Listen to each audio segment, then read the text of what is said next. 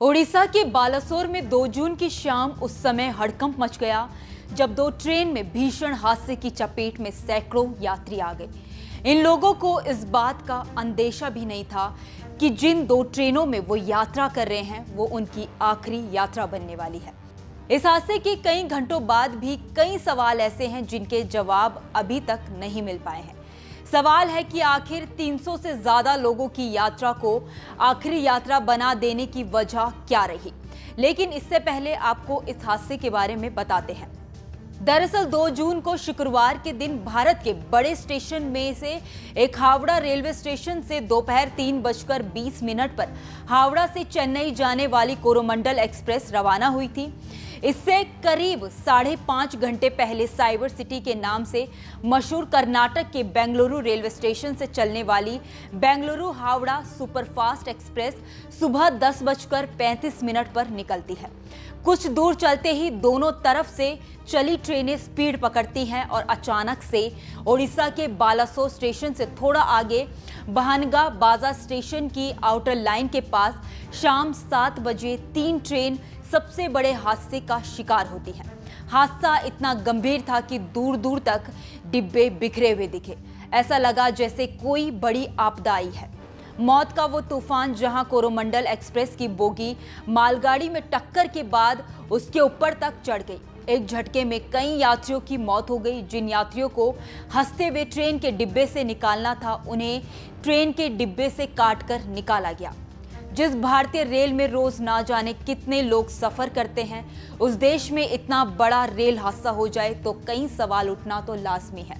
इस भयानक रेल हादसे ने भी कई सवाल ऐसे छोड़ दिए हैं जिनके जवाब अभी तक नहीं मिले हैं। आइए जानते हैं कौन से हैं वो सवाल। पहला सवाल जो इस हादसे के बाद खड़ा हो रहा है वो ये कि आखिर 3 ट्रेनें कैसे एक साथ हादसे का शिकार हुई। दूसरा सवाल ये उठता है कि हादसा इतना भीषण कैसे बन गया, सैकड़ों लोगों की जान कैसे गई। तीसरा सवाल जो इस हादसे के बाद उठ रहा है वो ये कि सिग्नल गड़बड़ था, ट्रैक गड़बड़ था या ड्राइवर की गलती थी। आखिर किसकी लापरवाही थी जिसके चलते कई घर उजड़ गए। चौथा सवाल जो खड़ा हो रहा है वो ये कि क्या रेलवे के नाम बड़े और दर्शन छोटे वाली कुनीतियों का नतीजा है सबसे बड़ा रेल हादसा।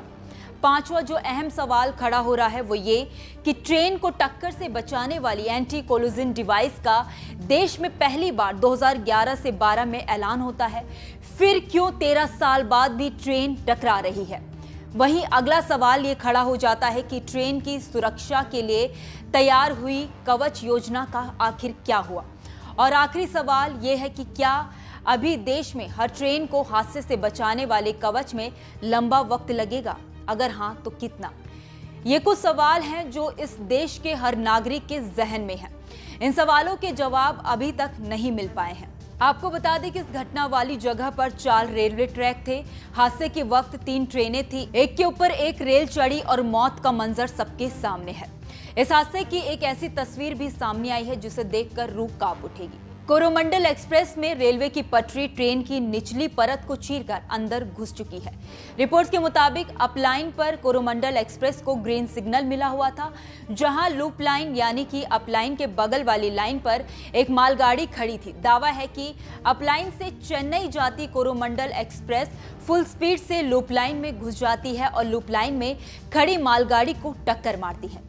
भीषण टक्कर के बाद कोरोमंडल एक्सप्रेस के 21 डिब्बे पलट जाते हैं और डाउन लाइन पर कुछ डिब्बे गिर जाते हैं और तभी डाउन लाइन पर आती यशवंतपुर हावड़ा सुपरफास्ट एक्सप्रेस ने अपने ट्रैक पर गिरे डिब्बों को टक्कर मारी और इसके भी 2 डिब्बे पटरी से उतर गए। ऐसे में एक सवाल ये भी है कि देश में पटरी से ट्रेन के डिब्बे तो पहले भी उतरे हैं, फिर मौत का आंकड़ा इतना ज्यादा कैसे हो गया। वहीं अगला सवाल ये उठता है कि अगर एक ट्रेन के डिब्बे दूसरे ट्रैक पर गिरे थे तो दूसरी ट्रेन क्यों नहीं रुकी। इस सवाल के जवाब में वंदे भारत ट्रेन के जनक कहे जाने वाले रिटायर्ड मैकेनिकल इंजीनियर सुधांशु मणि ने बताया कि 8.36 एक ट्रेन डिरेल हुई तो दूसरी तरफ से आती ट्रेन को बचाने का टाइम नहीं मिला होगा। खैर, इस पूरी खबर को लेकर आपकी क्या राय है, आप हमें कमेंट करके जरूर बताइए। वीडियो अगर पसंद आया हो तो वीडियो को लाइक और शेयर करना ना भूलें। बाकी देश दुनिया की तमाम बड़ी अपडेट्स के लिए देखते रहिए न्यूज नेशन का डिजिटल प्लेटफॉर्म। धन्यवाद।